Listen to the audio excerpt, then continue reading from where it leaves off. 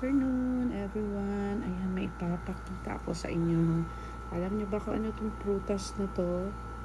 Ayan, see? Ang daming bunga dito sa harapan ng aming bakuran sa may labas to ng gate. Ayan, ang daming. See?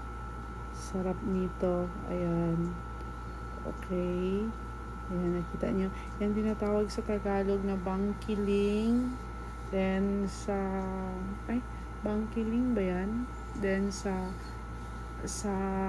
Bisaya ata bangkiling, sa Ilonggo is karamay.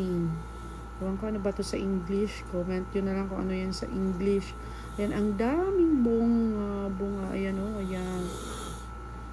O, ayan. Lahat. Nakaano yan. Pap-harvest ko to. Bibigay ko. Kasi hindi naman namin to mauubos. Mahulog lang din. Sayang, ayan o. Isa, parang grapes. Yan, nakita niyo. Ayan. Isang ano yan siya.